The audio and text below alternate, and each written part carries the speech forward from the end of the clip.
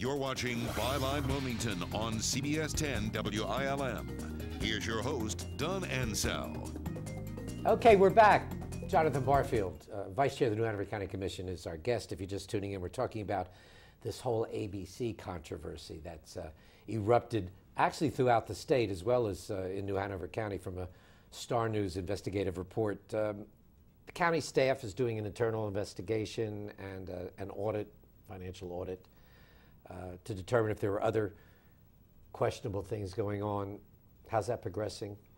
It is progressing. Yeah. We should get a report from our county manager, who is the chair of that board, sometime in March, giving us a good outlook in terms of what's happened there, but also where we're going to go from here. Will that report be public? It will be public, yes, sir. Do you think there are other shoes left to drop? For the most part, I think the majority of the information that's going to be put out there is pretty much out there. In terms of the salary and the bonuses and those kind of things. My goal now is really to get another administrator in place and revamp that organization and allow it to go forward. Because after much of this came to light, the board resigned en masse. What was your take on, I mean, did that make a statement to you? That they did resign? They all resigned en masse, yeah. Well, I think that they resigned based on the fact that they knew other information was going to come out that would not be in their best interest. We had been in communication with Jonathan Williams, I believe that's his name, that's been appointed by the governor to look at the whole ABC issue statewide, and he had given information that talked about some of the bonuses and those kind of things that really shed some light on some other things that board had done, and realizing that those things were going to come to light, I think they were ready just to wash their hands of it, so to speak, and move on. Talking about the state, the commission has, or is contemplating asking the state to increase the size of the board that oversees the ABC operation from 3 to 5. You support that? I do. You know, when you have a 3-member board and you get 2 people to decide together, you can pretty much do what you want to do and not have any checks and balances, so to speak. This would take 3 people to exactly approve or disapprove. And I think it will give you greater diversity as well in terms of occupations and people that will come to the table to serve on that board. One of our recommendations was to have a county commissioner serve on that board, as we serve on quite a few boards that the county runs, such as the Southeastern Mental Health Center and the Board of Health and the Department of Social Services. But you can't do that on this board? That's not allowed? Is it a gray area? I wouldn't say that it's not allowed. It just hasn't been the practice in the past. But that's something that we're looking at as well moving forward. Talking about the state early on, did you have any idea when all this started rolling that it would become a big statewide controversial issue? How the whole system? I don't think anyone did, Don. But as more information came out, it became very evident that we needed to look at this even more closely with the fine-tooth comb, so to speak. And the one statement that I made is that the more we looked at it, the more stuff started coming out. And the more we looked at it, the more things started coming out. And for someone to make a statement, well, they didn't ask, so I didn't tell, that was just not a satisfactory answer for me as a county commissioner who's appointed these folks to act in the best interest of New Hanover County. Do you think the whole system in North Carolina should be privatized? I don't think it should be privatized. I just think that you need to exercise more oversight as elected officials on what's happening and kind of know what's going on. But what are the advantages to having the state control all the distribution and sales of alcohol? I think for me the big advantage on a local level is the amount of money that we receive to go into our school system and our sheriff's department and other agencies that would otherwise need funds from taxpayer dollars. So for me, that's the biggest benefit, and an additional revenue stream, especially in these economic times. It's got to be more expensive, though, for the government to run it than for the private sector to run it. I would apparently guess. Not.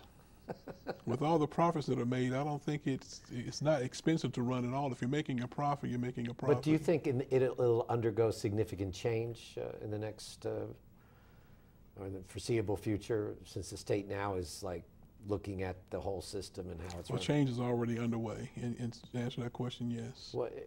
What kind of changes? And again, one thing, as I talked with Jonathan Williams, making sure that there's a statewide nepotism policy.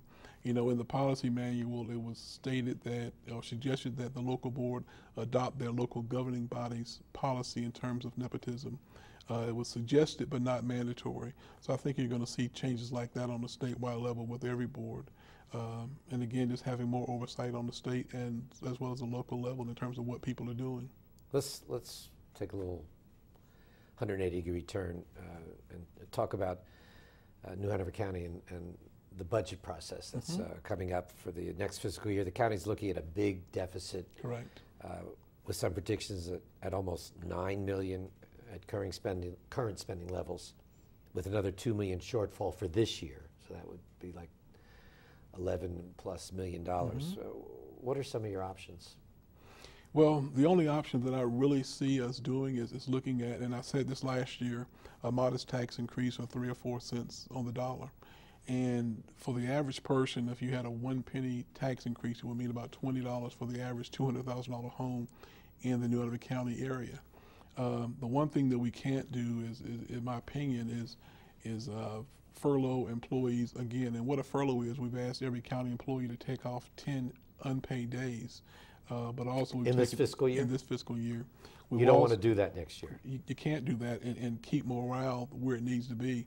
We also took away 1 week of each employee's accrued vacation. So instead of getting 2 weeks of vacation, now you get 1 week of vacation that's paid. So I find that the county employees have really taken a big brunt of some of the county's, what I would call mistakes in not budgeting properly. So you can't do that. And with the furloughs that we're having, we're instituting those around some of your major holidays. So Memorial Day and Easter weekend and Labor Day, most of your county government is closed. And what I mean by that are your libraries, your register of deeds office is closed. And the reality is it has a greater economic impact when you close all of county government, for instance, the register of deeds office. Me being a realtor, you have folks that will close on a Friday of a holiday weekend with a long weekend to move in. Well, if your register of deeds office is closed that Friday, they'll be closed that Monday for the holiday.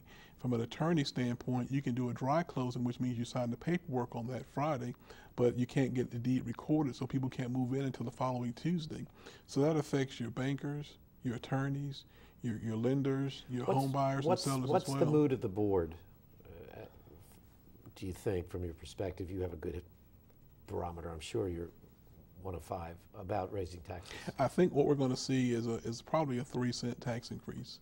And that's what I'm definitely encouraging our board to look at. As we went into a somewhat of a strategic planning session earlier this year, and we looked at where we're all going to be in our budget, and our estimated deficit is roughly $11 million. The comment that I made is that this should come as no surprise to anyone, because we knew last year when we passed the budget that was passed then that we're going to be facing another hole this year. And the rationale last year would have been to why not pass a small tax increase now to eliminate you being in a deeper hole in the upcoming fiscal year. But the sentiment was, well, we can't raise taxes, we can't raise taxes. Well, I don't see how we're going to cut government any more than we already have and still afford the quality of life that people have come to enjoy here in New Hanover County. We're going to take a break. We'll come back and talk more. There's an election coming up. 2 seats on the New Hanover County Commission are up for grabs.